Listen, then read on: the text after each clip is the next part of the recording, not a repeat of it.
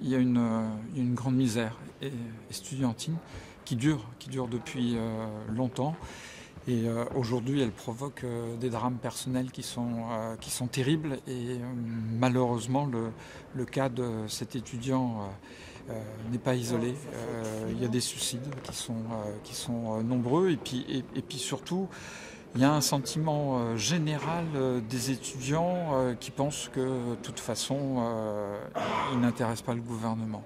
Et que le gouvernement n'investit pas dans la jeunesse, n'investit pas dans l'avenir, n'investit pas dans la connaissance, et que c'est finalement une génération sacrifiée.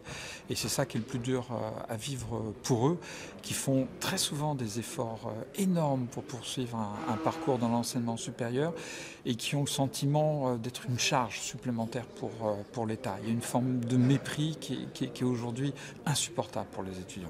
Paris et Lyon sont symboliques de la misère étudiante parce qu'aujourd'hui, bien évidemment, avec les coûts du logement, l'absence de logement étudiant, on ne peut pas vivre quand on est boursier à Paris ou à Lyon. Ce n'est plus possible. Ce n'est plus possible. Il y a un étudiant sur deux qui ne mange pas à sa faim. Et on sait, ça a été dit par la presse, il y en a quelques-uns qui vivent grâce aux épiceries solidaires et puis qui vivent parce qu'ils trouvent une partie de la nourriture dans les poubelles. Dans la 5e puissance mondiale économique que nous sommes, que des étudiants fassent les poubelles, c'est insupportable. C'est insupportable. Et aujourd'hui, on en est là. Et le gouvernement n'entend pas ce cri de désespoir. C'est ça qui est terrible. On va revenir sur le geste de cet étudiant.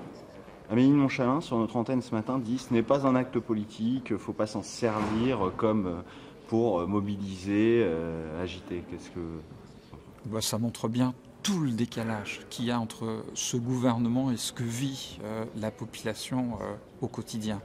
Malheureusement, des suicides, il y en a dans la police, il y en a dans l'éducation nationale, il y en a partout dans les services publics, parce qu'aujourd'hui, les gens, ils souffrent dans leur chair de quelque chose qui est fondamental et qui est la distorsion qu'il y a entre leur engagement militant pour le service public et l'incapacité de faire correctement leur mission.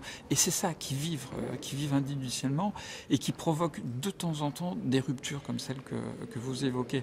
Donc que le gouvernement ne comprenne pas ça montre bien tout le décalage qu'il y a aujourd'hui entre lui et la population.